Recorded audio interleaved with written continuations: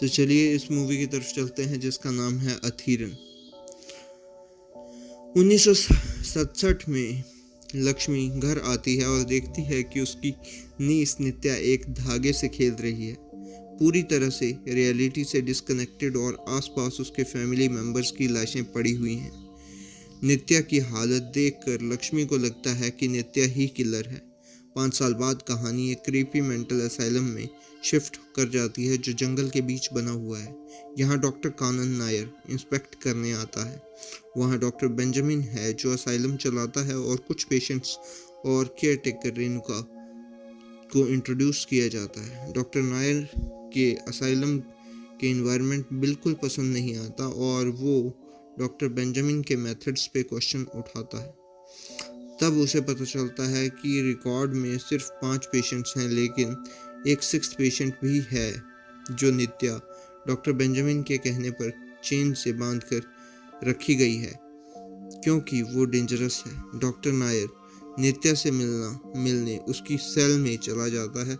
नित्या scary लगती है और उसे मार गिराती है, जिसे वो बेहोश हो जाता है। जब वो उठता है तो डिसाइड करता है कि असाइलम को एक्सप्लोर करेगा। एक टनल के एंड में लक्ष्मी को लॉक्ड पाता है और उसे बोलती है कि नित्या को बचाओ। बाहर निकलते वक्त डॉक्टर बेंजामिन की डायरी मिलती है। अगले दिन डॉक्टर नायर नित्या को दूसरे पेशेंट्स के बीच ले जाता है और बेंजामिन को मॉक करता है कि कहकर कि ऑटिज्म मेंटल इलनेस नहीं होती जो कन्फाइनमेंट मांगे। डायरी पढ़ के पता चलता है कि नित्या एक रॉयल फैमिली से है और उसके फादर जया नारायण वर्मा उसके नॉर्मल ट्रीट करते थे और कलरी भी उसे सिखाया हुआ था। डॉक्टर नायर पे शक होता है कि डॉक्टर बेंजामिन उसे मारना चाहते हैं। धीरे धीरे डॉक्टर नायर और नित्या के बीच रोमांस भी डेवलप हो जाता है। एक ADHD पेशेंट जीवन को ये पसंद नहीं आता क्योंकि वो भी नित्या को पसंद करता है। नर्स और डॉक्टर बेंजामिन की बात से पता चलता है कि बेंजामिन ने नित्या की मेमोरीज को इरेज कर दिया है।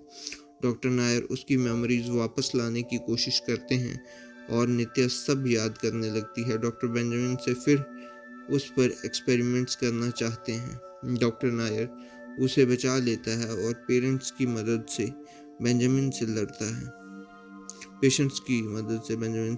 आखिर में नित्या उसे और नायर जो एक्चुअली विनयन था वहां से निकाल लेते हैं। ट्विस्ट ये है कि कुछ दिन बाद असली डॉक्टर नायर असाइलम पहुंचता है और सबको बताता है कि जो 3 दिन पहले उनके साथ था वो एक्चुअली विनयन था, नित्या का कज़न जो स्किज़ोफ्रेनिया से का पेशेंट था। उसने आइडेंटिटी छुपाकर साइकाइट्रिस्ट बनकर वहां स्टे किया था। ओरिजिनल डॉक्टर नायर बताते हैं कि नित्या के फैमिली को विनयम ने ही मारा था क्योंकि उसके अंकल्स ने नित्या के फादर को मार दिया था और वो बदले में उन्हें ख़त्म कर देता है। फिल्म एंड होती है जब विनयम और नित्या एक सुंदर पहाड़ी घर में शांति से रह रहे होते हैं, फाइनली फ्री होकर इस दुनिया से। तो दोस्तों ये थी मूवी की स्टोरी। मैं मिलता हूँ आपको किसी और मूवी के साथ, तब तक के लिए बाय बाय। अच्छी मूवी है।